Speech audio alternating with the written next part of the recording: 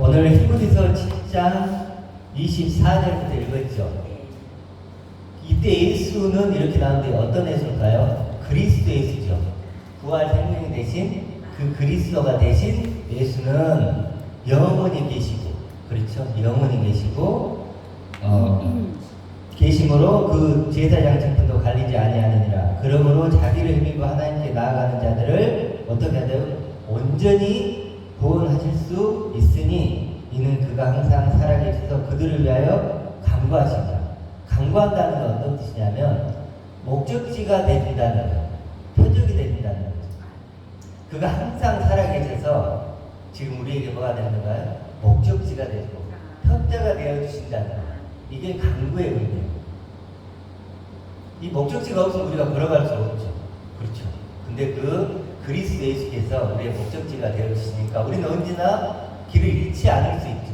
언제나 길을 잃다가도 맞아, 내 편대는 그리스도지, 그렇게 간구해 준다는 게 그런 뜻이에요. 자, 간구하시니라. 이러한 대제사장은 우리에게 합당하니, 정말 합당하죠. 그렇죠. 합당하십니까? 합당하죠. 합당하니 거룩하고 악이 없고 더러움이 없고 또 죄의 명에서 떠나 계시고 하늘보다 높이 되시니라. 그러니까 우리의 뭐가 된다고요? 편대가 되고 목적지가 될 수 있다. 이런 의미예요. 자, 우리가 세 절을 읽었지만 어렵나요? 쉽나요? 쉽죠. 그렇죠. 그런데 사실 히브리서를 우리는 이제 보통 신학자들이 얘기하기에 가장 어려운 게 히브리서예요. 근데 우리 잠깐 읽어봤지만 어떻게 읽어보면은 굉장히 어려운 얘기죠. 그가 살아계시고 영원히 계시고 하늘보다 높이 되시고 그렇지 않나요? 굉장히 어렵게 느껴지기도 하는데 특히 이제 그 히브리서가 좀 어려운 건 구약적인 내용 많이 들어와요. 제사에 대한 이런 것들이 많이 들어오면 더 어려운 건데 마지막에 어떻게 쓰는지 한번 볼까요? 마지막 히브리서 13장 끝으로 가볼게요. 13장 22절에 보면 이렇게 나와요. 이것도 같이 한번 읽어볼까요? 13장 22절 형제들아 내가 너희를 권하노니 권면의 말을 용납하라. 내가 간단히 너희에게 썼느니라. 우리 신학자들은 가장 어려워서 연구를 하고 공부를 하고 막 이러는 건데 뭐라 그래요? 권면의 말을 용납하라. 권면을 좀 했고 내가 간단히 너희에게 썼느니라. 간단히. 이게 간단히 쓴 게 이게 우리에게는 아주 가장 어려운 성경이 되어버렸네요. 이게 어떤 얘기냐면 그들에게는 쉽게 알아들을 수 있었다는 거죠. 그렇죠. 그러니까 알면 쉽고 뭐예요? 모르면 너무 어려운 거예요. 그 말이에요. 우리가 이 히브리서의 주인공이 되면 쉽죠. 내 얘기니까. 아까 우리 얘기했던 그리스도는 우리를 간구하신다 했을 때 우리의 목적지가 되시고 편대가 되어 있는 사람이라면 너무 당연한 얘기죠.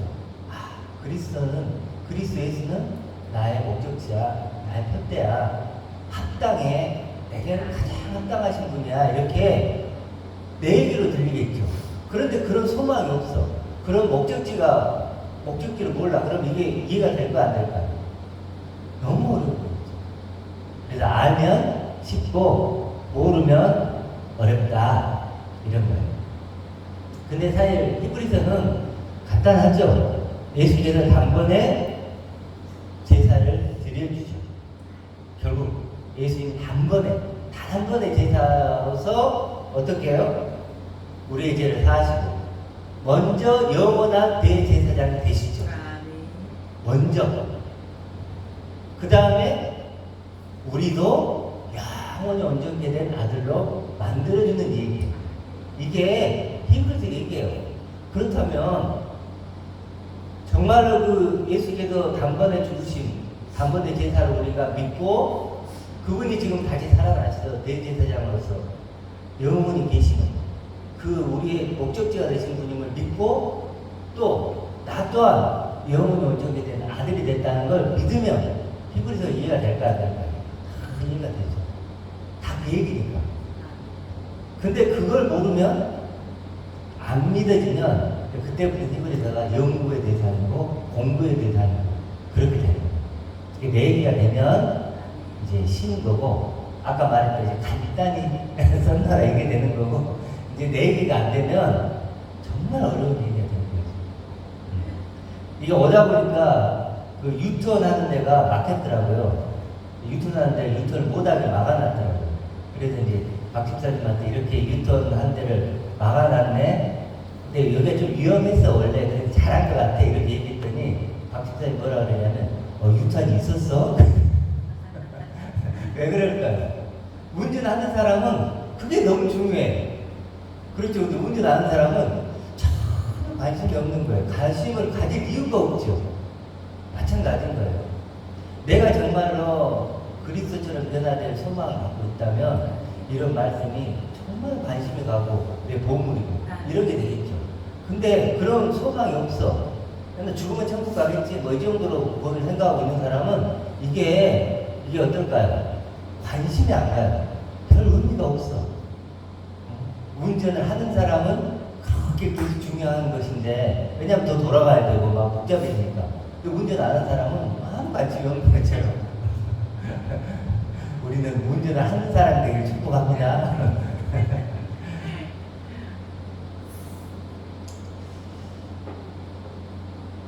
그래서 신앙은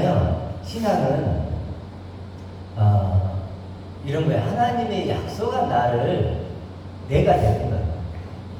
아주 단순하죠. 하나님이 약속한 나가 있어요. 선물한 내가 있단 말이에요. 그 내가 되는 것이 바로 신앙이에요. 다른 게 아니에요. 그게 뭐예요? 구원이에요. 그게 구원이에요. 그게 구원이고 그것이 하나님의 은혜고 사랑이에요. 그게 본질이고 핵심이에요. 그것만 하면 돼요. 하나님의 약속한 내가 되는 것 이게 신앙의 본질이고 핵심이고 우리의 목적지다. 바울이 구원에 이르도록 자라가라고 했잖아요.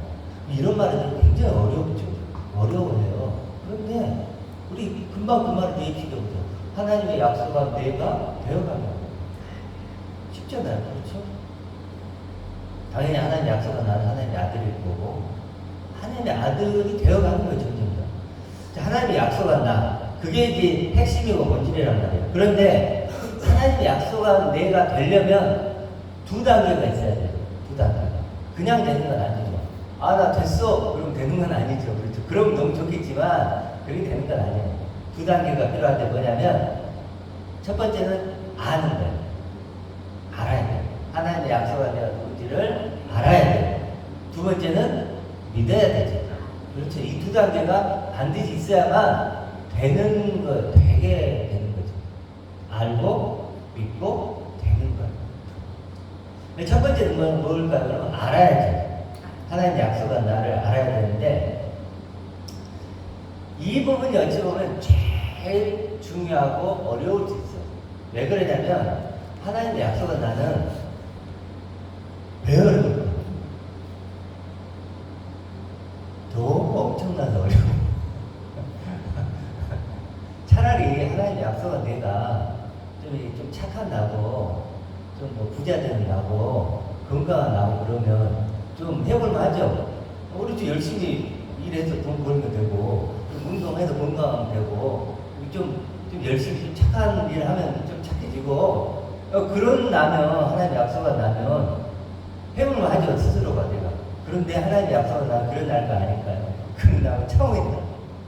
너무 엄청난 나를 약속한 거예요. 그러니까 우리가 상상이잖아. 측량이잖아. 그래서 고린도서에 뭐라고 나와요?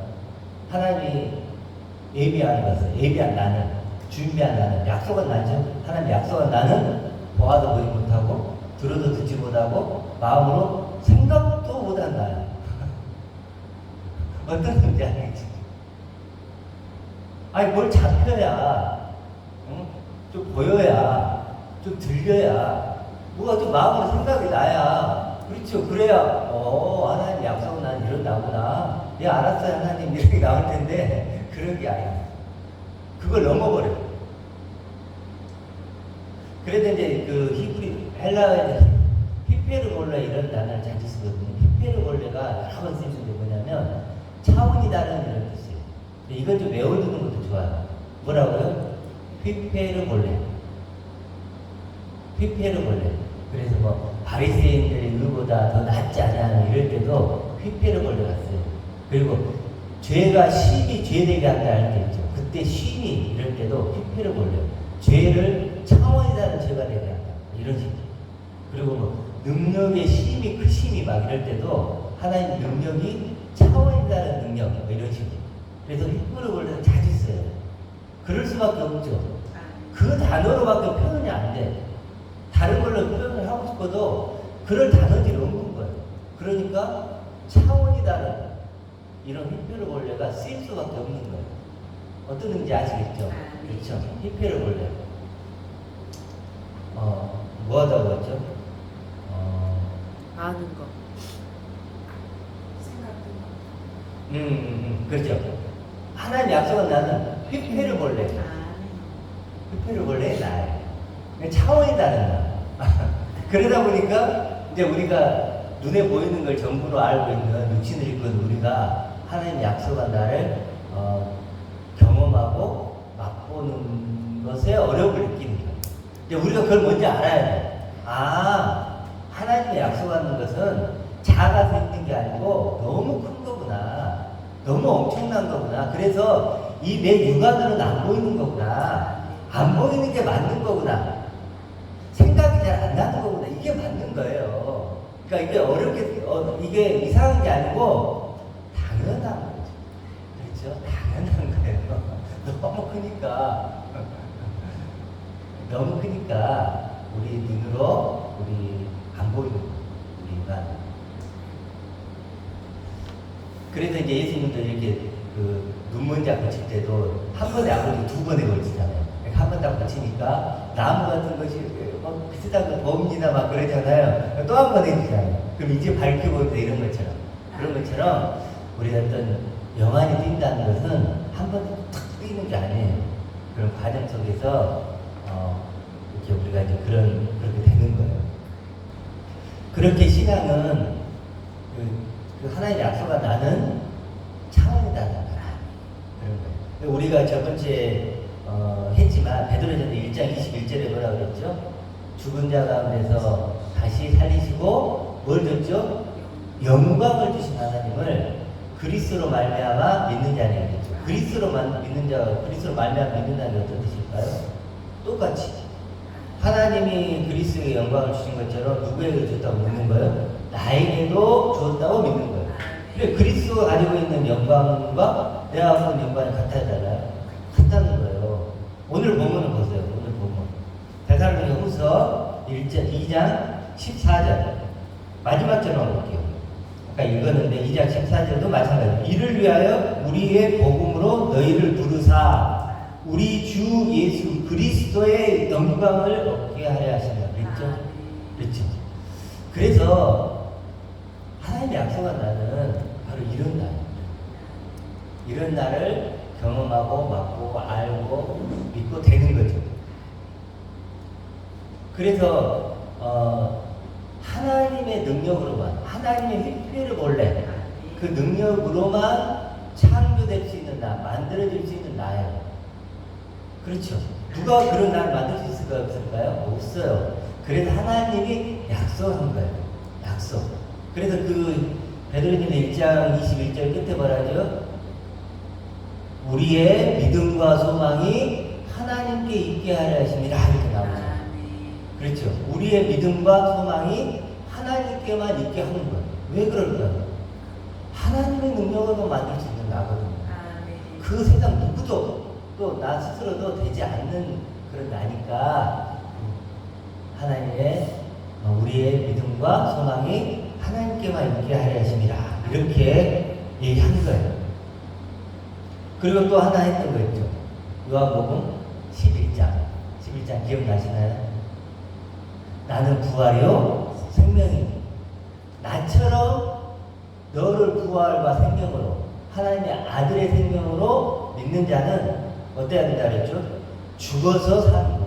반드시 죽어서 살아야 되고 누구든지 그렇게 산 자는 영원히 죽지 않아요. 그러니까 여기서 이 구절에서 어떤 게 느껴져요? 그 부활과 생명이 내가 되려면 어떻게 해야 된다고요? 죽어서 살아야 돼요. 첫 번째 내가 끝나고 두 번째 내가 세워지는 거예요. 이게 이제 우리에게 또 하나의 엄청난 요구죠. 하나님이 이 요구를 하시는 거예요. 이제 너희가 광야에서 더 이상 헤매지 말고 요단을 넘어서 약속의 땅으로 들어가라. 이 요구를 지금 하시는 거예요. 그렇죠? 죽고 사다. 이게 뭐예요? 세례죠. 이렇게 하나님 약속한 나를 이제 점점 더 알아가는 거예요. 그 중심에 누가 있을까요? 예수 그리스도. 나의 영원하신 길이여 생명보다 귀하다. 나의 갈 길 다가도록 나와 동행하소서. 주께로 가까이 주께로 가오니 나의 갈 길 다가도록 나와 동행하소서. 아멘. 하나님 약속한 내가 되기 위해서는 그런 나를 완성하기 위해서는 누가 필요하다고요? 그리스도. 예수 그리스도. 그분과 동행하면서 정말로 구원에 이르도록 우리가 자라가서 끝내 우리가 하나님이 그 부르신 그 가장 높고 영광스러운 그 자리로까지 우리가 이르는 우리 모두가 되길 소망합니다.